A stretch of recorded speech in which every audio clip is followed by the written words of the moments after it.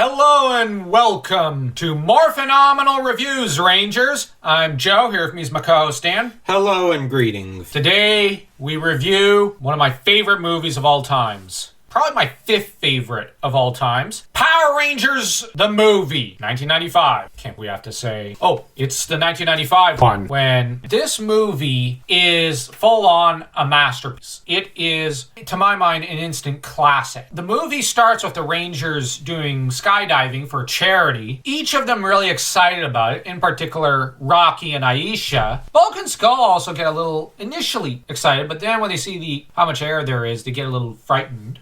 I don't blame them. Natural response. I'm afraid of heights myself, so not gonna judge Bulk and Skull. I fully get them. Not everyone is as insane as the Rangers. Or a few of them are. Notably, Rocky, Aisha, and Tommy. That said, the Rangers then go on to go roller skating. We get through that a tour of Angel Grove, which we see the bright, sunny, open streets. Then we see the grungy back alleys. So we're introduced to both sides of Angel Grove. There is a shadow side to Angel Grove, just as there's a bit of a light side of sorts to it. And it's fascinating that the Rangers are willing to go from one to the other, back to the first. This element is immensely fascinating. We also get to see some key areas that will play a huge role later in the movie. So this is also showing us every key place that Ivan Ooze and the kids and the parents are going to go to. So this is a tour of the movie in a way. This part of the movie is in dialogue in a way with the later parts, such as the construction site. It is having a dialogue with the middle part when the Rangers fight there, and having a dialogue with the last scene where the parents nearly ended up mind-controlled into committing suicide. We also have the food court area, which is having a dialogue with when the teenagers take over the place. And when I say dialogue, there are themes here that are challenging each other and cooperating with each other. And this enhances the movie. They are, on the one hand, showing a great open world movie, but at the same time showing it almost as enclosed as, say, Shawshank. So we get this really impressive scene of the Rangers taking us on a tour through Angel Grove. It does something else. It humanizes the Rangers. It shows us what they do on their time off, when they're not dealing with school, charities, when they're not Rangers and their day job. But it also humanizes the city. And it turns the city into a character. Yes, something that many later superhero movies could have stood to learn to do a bit more of. Now, some superhero franchises, such as the Dark Knight trilogy under Nolan, were able to do this quite well. But then you get others, such as every other modern superhero movie after Batman Begins, which never did learn this lesson. And I'm including even Iron Man, because I love that movie, but I don't know the city he's in. I forget if it's Malibu or New York. I never remember. And it doesn't matter. The city does not matter. The locations in the movie do not matter one bit. Only Stark Mansion and the cave. And Stark Industries, where there's the giant arc reactor, matter. The cave does not matter. That could have been downtown New York. The storyline would have been the same thing. They could have turned it into a thriller movie had they done it that way. I don't know if that would have improved or harmed the movie. But anyways, here we get a sense of a bright city, but with danger lurking beneath the surface. Quite literally, when we are introduced to the egg that was underground that holds Ivan Ooze. I'm just saying that, in a way, there's a dark dimension to Angel Grove that it seems like it's trying to hide by being overly cheerful. And it's also a large city with tall skyscrapers, and that apparently takes hours and hours to go from one end of to the other. We get a sense that the population is in probably the millions. This is no small city that dots the landscape of, say, Canada. This is a metropolis. The people are generally hardworking and good people, but there's a shadow even to them, in a way. And Ivan is, in a way, that shadow, and as is Lord Zed and Rita and Goldar. Now, this element to the movie is very, very interesting. Now, the Rangers are called forth by Zordon, who teleports them to the command center, where they are briefed on Ivan Ooze and the dangers surrounding him. From there, the Rangers end up going off to investigate his egg, which has been cracked open by Lord Zed and Rita, who are apparently bickering again, which I have to admit I love the bickering that the couple get into. Yeah. The Rangers are introduced to Ivan, who doesn't try to hide what he is. He basically just tries to scare them. Initially, it kind of works on Kim and even, to an extent, Tommy and Aisha. But of course, Rocky immediately tells him, you better pack your bags because, no, we're sending you right back where you came from. And taking heart from this, Tommy then threatens Ivan, telling him, hey, we're the Power Rangers. Ivan, if he was smart, would have learned a little bit of fear of Power Rangers, given how they kicked his rear the last time he clashed with them. But instead, he taunts them and goes, ha! Zordon's still sending kids to do his fighting for him. Yeah, but they beat you last time, Ivan. Physically tore apart your Zords.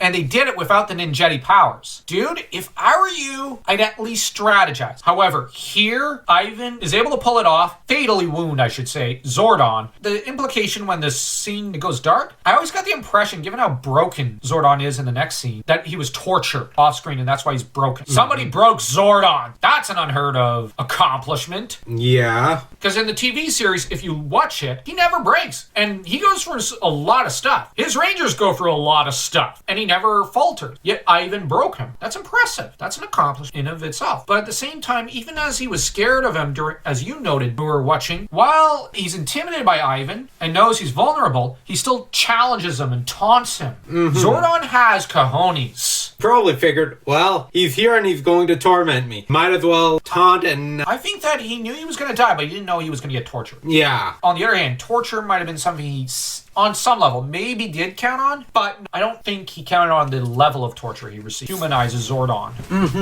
And it explains a later scene. Yeah, when he welcomes back the Rangers and just tells them there's no hope. And that would explain why later Zed and Rita wondered, where the hell were you? All these hours. You said you do this, but... You did, but then you just disappeared off the face of the earth. Which says something, because Lord Zed is... master of all that he sees. And he sees all. Yeah. While the Rangers were busy fighting Ooze's ooze monsters, which weirdly managed to overpower the Rangers in their normal human form, which has never happened. Yeah. At least not this team. It's never happened to a single member of this team. They end up forced to morph, backed up into a corner, which just saying that is weird after watching season 2, because never happened to these guys. Now, it happened occasionally when Tommy was Green Ranger or before Rocky, Aisha, and Adam were Rangers, but it never happened after, and yet it happens here. Ooze's ooze monsters seem to be stronger than Goldar, and that is scary, because how much power does Ooze command? That said, after they destroy them all, the Rangers have to hurry back to the command center because their powers are destroyed. The Rangers are then advised by Alpha to go to Phaedos. Alpha in this scene is limping and weakened and very visibly on his last leg, and he redirects all energy to teleport them to Phaedos. There's a brief fake out where the teleportation ceases to work for a brief moment, which that's scary. Imagine the courage it takes to go, oh yeah, we might cut out from our teleportation in mid-space and suffocate to death. To their credit, the Rangers. Who cares about that? We've got a job to do as superheroes for Earth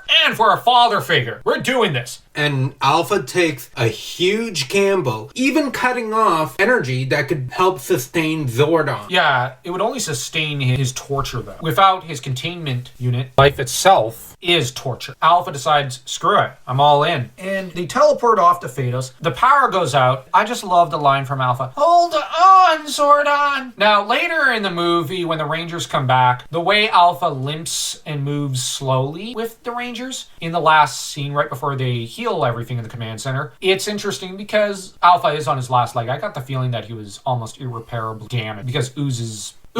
That said, Rita and Zed immediately pick up on the fact that the Rangers are headed to Phaedos and pretty much end up telling Ooze, oh yeah, by the way, you screwed up. You were not supposed to let them live long enough to go after the hidden power of Phaedos. You need to head over there after them. Ooze being not that smart, besides, he wants to be in charge because Zed's done a great job so far and has to be punished for that. And so Zed and Rita are tossed into a snow globe, which is a little amusing. Even though he's squeaky, there's a dark side to Zed's taunt, don't you dare betray me, to Goldar. Goldar, of course, being an idiot, immediately betrays them. Sorry, but it's dumb to defy Zed if you're a villain, even if it's for Ivan Ooze. I understand it's not a pretty situation to be in between Lord Zed and Ivan Ooze. Goldar's a traitor by nature. The Rangers arrive on Phaedos, run into Dulcea, who takes them on a good chunk of the journey. She then trains them a little, gives them ninjetti powers, which is probably about 1% of their morphing power. They end up braving Lost Jungle, and from there end up claiming the hidden power of Phaedos after a hard-fought battle with those Stone Guardians. And those things were pretty cool. And in the meantime, what's happening on Earth, Ooze decides in order to unbury his Defamorphicons, he employs mystical Ooze to mind control the parents of Angel Grove. Yeah, to have them unbury them. They are rebuilt. He orders them to leap to their doom at the construction site. Demonstrates the major flaw in Ooze that he demonstrated with his Ooze monsters and when he sent out his Tengu warriors and then punished them and then refuses to kill the parents himself but has them leap to their doom. The problem is he is very indolent. He doesn't actually like to do his own dirty work. There is a sadistic side as well there. Yes. Thinking, oh, they're just gonna walk to their dooms. Oh, it's so enjoyable. He's also impatient. The difference between him and Zed is a patient guy by nature. Ooze is very impatient and loves to take nothing but shortcuts to success, which that's not how you get anywhere. That said, it's not that Ooze is incompetent. He's actually my favorite villain in Power Ranger history. For good reason. I love Ooze as a villain. Thing is, though, the Rangers, when they get Phaedos' power, return to Earth, summon up their Zords, the cool Zords. Can't believe I'm saying. They deliver the Zord fight of a century, and then they end up going Megazord when Ooze decides to go all out because Ooze is really sick of them. Thanks to some quick thinking, they're able to save the kids who are trying to rescue the parents, destroy Ooze with a good kick to the nads, courtesy of Aisha. I love Aisha. Then the Rangers celebrate their and Bulk and Skull's victory with some fireworks and some food. One thing that I noticed is that in that outdoor area, Ernie's name appeared on the shot, which would also imply that Ernie does have an outdoor pavilion. He probably made the lobster for the Rangers. Now, it's the kind of reward they probably ordered and paid for. Because Ernie doesn't know they're the Power Rangers. Yes. And they probably ordered it as a reward. That said, the costumes in this movie are second to none. There's a reason why everyone, even Power Ranger fans to this day, love the costumes, and they wish they went through with keeping them. It wouldn't have been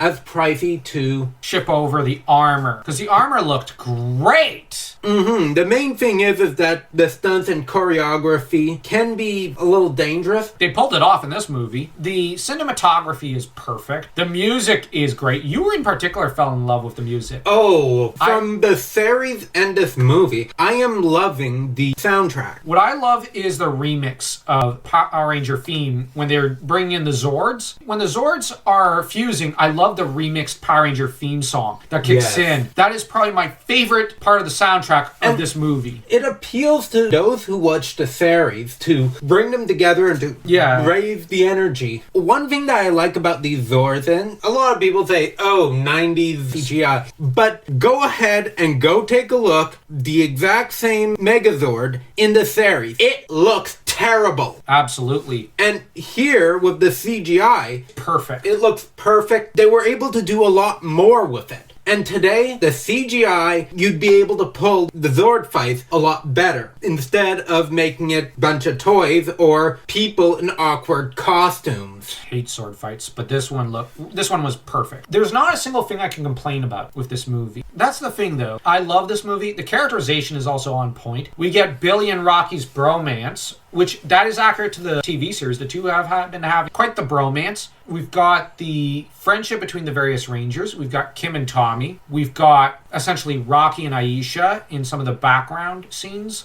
Adam, who's shy, yet has hidden depths. We've got so much characterization. The costumes also for the villains look better than in the series, such as Goldar. And you have Lord Zed's brain that moves. Yeah, I love that. People complain about cheesy scripts with Lucas. Here, the script is cheesy. I mean, how can the actress for Dulcea remain straight-faced and in character saying the lines. It would sound cheesy in your script. She pulls it off. Then there's Lord Zed. I am Lord Zed, Emperor of evil and sworn enemy of all that is good and decent. Yeah. Now, any other actor saying that, you'd go, oh my gosh, stop hamming. And yet, he pulls it off. It's something that I really love. And that's the thing. Like, everyone pulls their weight. The direction is perfect. The cinematography is perfect. The music's perfect. I can't. So, let's rate this thing. Rate? Why do you want to rate a 4? Yeah, I agree. This is a 4 through and through. You want to know what the funniest part about it? Technically, Ivan's motivation is to destroy everything in the universe. Now, the MCU would later decide to have a purple guy who wants to destroy the whole universe, and it would require a superhero team with secret identities to stop him.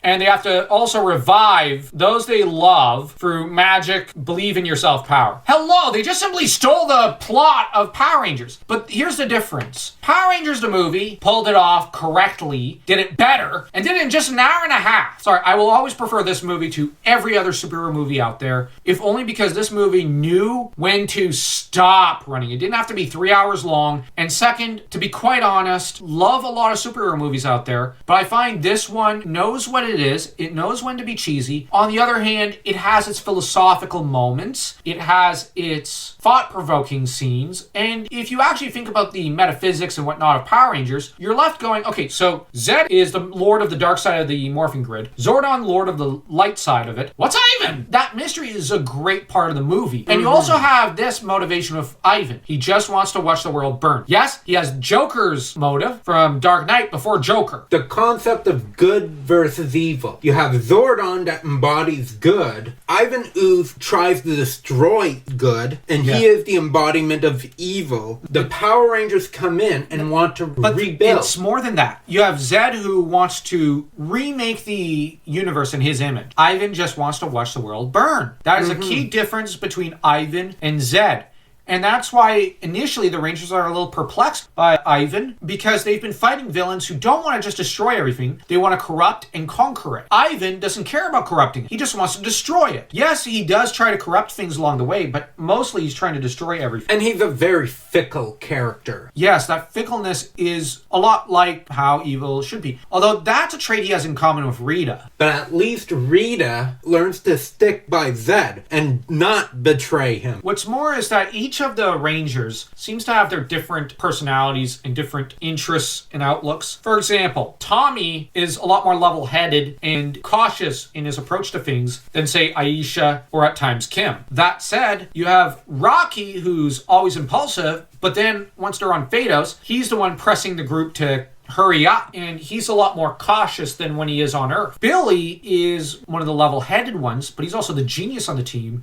And he's gotten a bit more playful. Although he's easily distracted at times due to that high IQ. Yeah, like the one time he punched the one ooze monster and started mentally analyzing the ooze in his hand, and that left him open to an attack. You have Adam, who's trying to keep the mood light because Rocky, who's normally the class clown, is brooding. That's not normal for Rocky. So you have all these little details. And my complaint about the MCU movies is Vision /Cap /Iron Man /Hawkeye /Hulk or /Thor all have the same motivation and have the same personality and are after the same thing. It gets boring because you have the same character talking to each other. They don't have different habits. They don't have different interests. For example, you have Rocky, who's always hungry. We've got Aisha and Rocky. Yeah, they have this similar interests, but it's not the same interest as, say, Bulk and Skull or even Tommy, or the characters have different temperaments. You have Tommy who gets angry early on at Ivan disappearing, as he does from the fight. Billy remains calm and sees it as, okay, let's deal with the present situation. Same with Kim to an extent, although Kim is rapidly disgusted by the ooze monsters. And then you have Rocky, who's just trying to have fun. Adam's trying to show off. The problem with the initial fight of the Rangers is that they're not in sync with each other. They're not taking it as seriously because they're thinking putties. Your usual putties against your usual big monster. My argument is you have Aisha and Tommy who are taking it seriously. Billy's wanting to analyze the enemy. Kim just wants them to go away because she's disgusted. Ewy, they're gross. And you have Rocky and Adam trying to show off and have fun. The team is not meshing. It's not until they morph that they go, okay, time to fight like a commando team. and they unite behind their leader, which this kind of characterization and individualization of each member of the team, you don't see very often in superhero movies, especially team-up movies and team movies. You never see this in an Avenger movie or these days in a Justice League movie. Now, having the team fight each other needlessly is stupid. I'm not arguing for that. Them suddenly ignoring the enemy and just fighting each other. That's stupid. Makes no sense because, for example, in the original Avengers movie and the Snyder League movie, got heroes fighting each other and trying to kill each other when you have Nick Fury or whomever on the comms screaming, "No, fight the aliens who are trying to destroy the world." Now, oh yeah, I guess we do have to do it. And then they never question each other again. And the other problem is that those movies never have a threat worthy of their name. You know, they could call in Thor or Superman and just have them bash everything around and never have a single threat worthy of the name. Canonically, in the comics, Superman's rogues gallery is one of the best, but they don't want to go down that route in the Justice League DC movies. Whereas with Power Rangers, they're at a disadvantage in every fight. And I like that. And I love that it's only by working cohesively together and through strategy and tactics and Tommy and Kimberly's leadership that they win. It's interesting that it's when Aisha defies the team a little. Here's where I would argue it's the triumph of the individual. Yes, you're a team, but you're still you. Great moment in this movie, and I would argue this is the greatest superhero movie ever, but I'm biased towards it. Now, tell us what you think of it in the comments down below. Don't forget to like and smash that subscribe button like your Aisha smash kicking ooze in the balls. And remember, Rangers, may the power protect you.